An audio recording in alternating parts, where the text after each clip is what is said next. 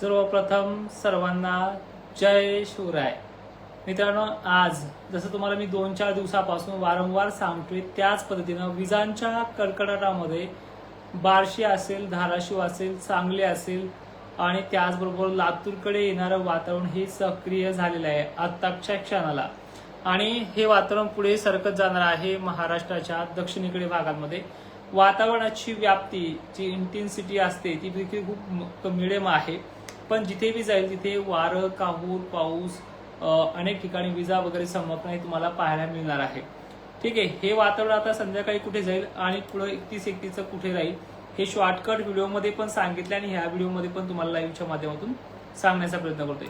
सध्या चालू असलेला सांगली जिल्ह्यातल्या काही उत्तरेकडील भागांमध्ये, साताऱ्याच्या दक्षिणेकडील भागांमध्ये, सांगोलीमध्ये देखील काही ठिकाणी, दक्षिण महाराष्ट्रात अनेक ठिकाणी वातावरण हे पावसाचं सक्रिय झालेलं आहे. त्याचबरोबर सोलापूरच्या दक्षिण भागाकडे देखील आगमन करणार आहे, पश्चिम भागाकडे देखील आगमन करणार आहे. इकडे लोहारा, खुर्द, उमरगा भागामध्ये देखील तो वादळी वाऱ्याचा प्रभाव टाकणार आहे. उमरगा, लोहारा, खुर्द या भागातल्या शेतकरी जनावरं आपल्या सुरक्षित ठिकाणी बांधायचे. निलंगा पट्ट्यातही हा वातावरणाचा प्रभाव पाहायला मिळणार आहे. इकडे जवळपास केजकडे, माझा सोंब्याकडे देखील तुरळक ठिकाणी मजल मारू शकतो इथे. आणि रात्री बेरात्री इकडे परभणीकडे थोडासा काहीतरी भागामध्ये इफेक्ट आहे त्याचा. नंतर लातूर, नांदेड पर्यंतची मजल जाऊ शकते. वातावरण खूप खराब आहे आणि भाग बदलत पद्धतीनं मोजके भाग का होणार लातूर पर्यंत मात्र त्याचा पराक्रम काही ठिकाणी जास्त आहे. त्यामुळे ज्यांची हळद वगैरे झाकायची असेल त्यांना मी कालही सल्ला दिलाय, सकाळी सांगितलं, आताही लाईव्हच्या माध्यमातून सांगतोय.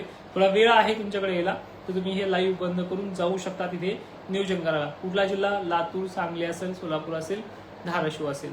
परभणीतही दक्षिण भागाकडच्या शेतकऱ्यांनी, बीडच्या केज वगैरे भागातल्या शेतकऱ्यांनी ही कामे करू शकता. ठीक आहे, आता पुढच्या अंदाजाकडे वळूयात, ज्यासाठी तुम्ही मागच्या बऱ्याचशा व्हिडिओमध्ये ते पाहिलेलं आहे. 30-31 बद्दलही बोलणार आहोत.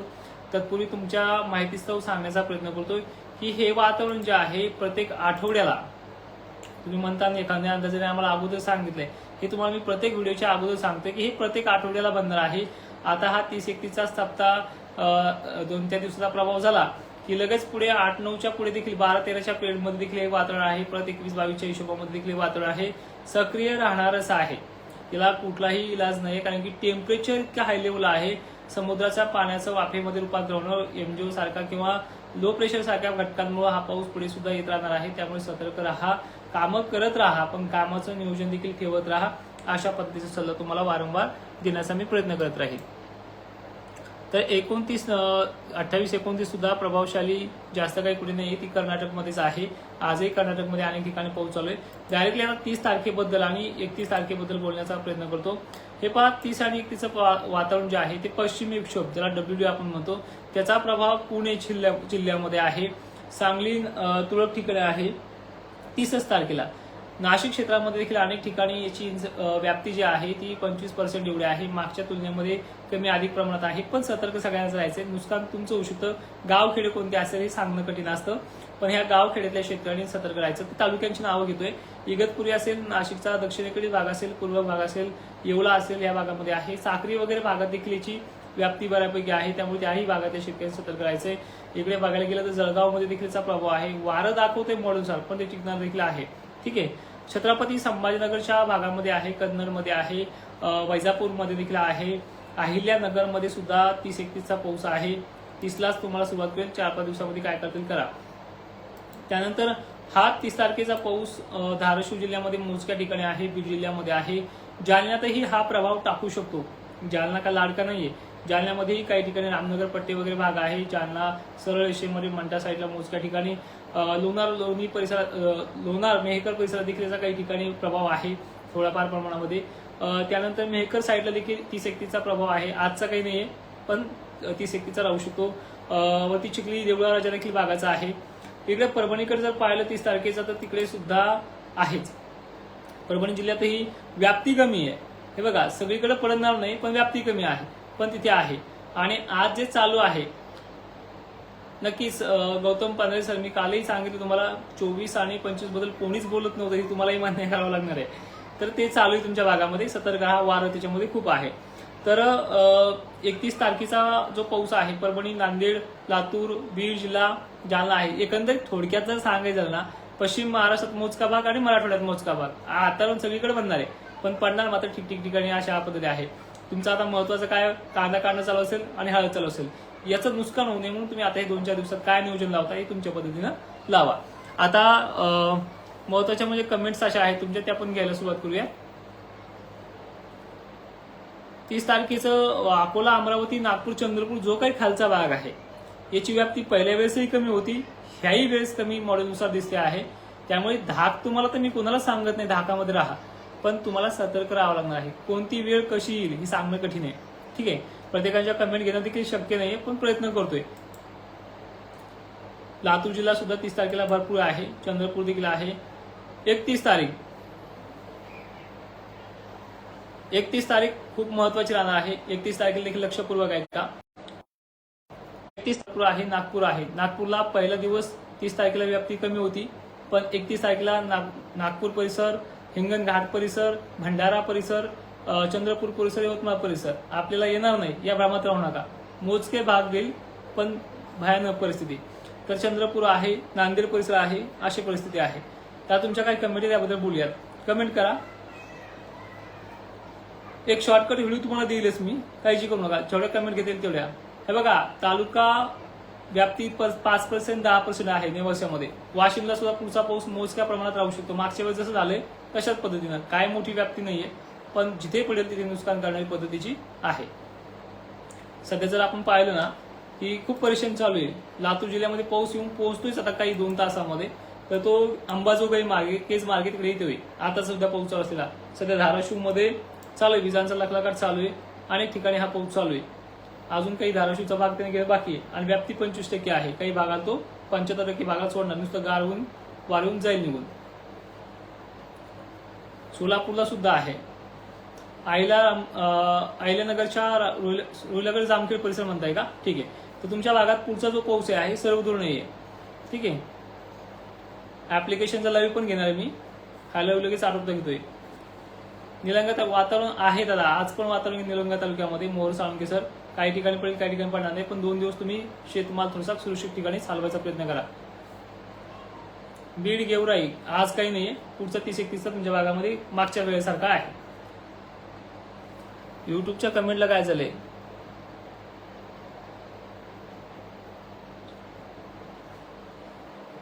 कडाष्टीला पुढचा आहे, जालना देखील आहे. कन्नड, सिल्लोड पुढची व्याप्ती जी आहे ती 15% आहे मॉडेलनुसार, म्हणजे 25 गावांना तरी पडेलच तो तुमच्या भागामध्ये. परतूर देखील आहे पुढच्या वेळेस, व्याप्ती कमी परतूरची.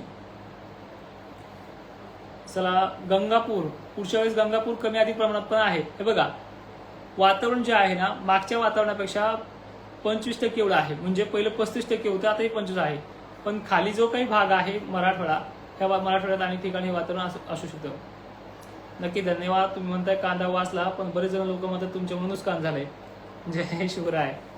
जूनमध्ये कळेल त्यांना ज्यांचं नुकसान झालं त्या भागांचं. बारामती परिसरामध्ये पुढचंही वातावरण आहे आणि आजचंही वातावरण खराब राहणार आहे. संध्याकाळी काही ठिकाणी पडेल, काही ठिकाणी पडणार नाही. हे समजून घेत चला शेतकऱ्यांनो. नाशिक, इगतपुरी 30-31 ला आहे. आजचं काही नाही. तुम्ही विचारता ना, आजचं विचारताय का उद्याचं विचारताय हे पण सांगत चला.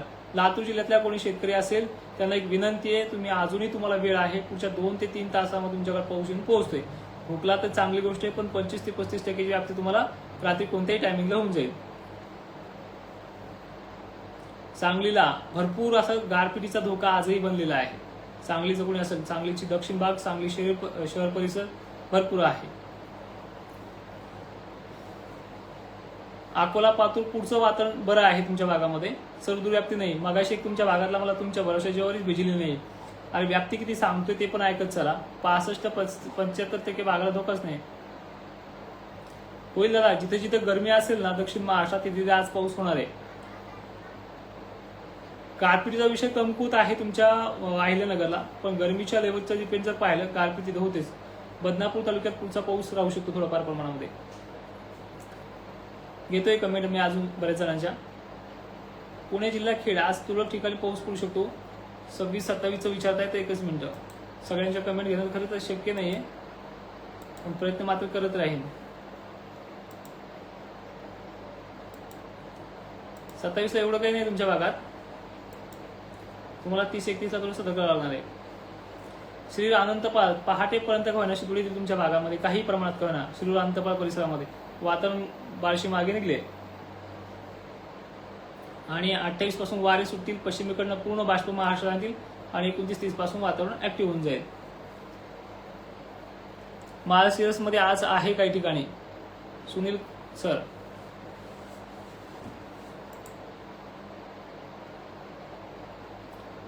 31 तारखेबद्दल बोलतो तुम्ही, लक्षात घ्या. 31 तारखेला अकोला अमरावती परिसर आहे. त्यानंतर खाली भंडारा गोंदिया जो काही परिसर आहे तो पण आहे 31 तारखेला, लक्षात घ्यायचा तारखा.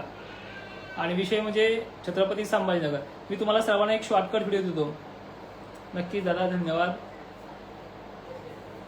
आणि एक विनंती आहे सर्वांना, महाराष्ट्रातील सर्व शेतकऱ्यांना, पेरणीच्या काळामध्ये माझे कदाचित सोशल मीडियावरती व्हिडिओ येणार नाही. ते सगळे व्हिडिओ ऍप्लिकेशनवर राहू शकतात, कारण की अजूनही बऱ्याच जणांच्या नोटिसा येऊन पोहोचतात आमच्या ऑफिसमध्ये.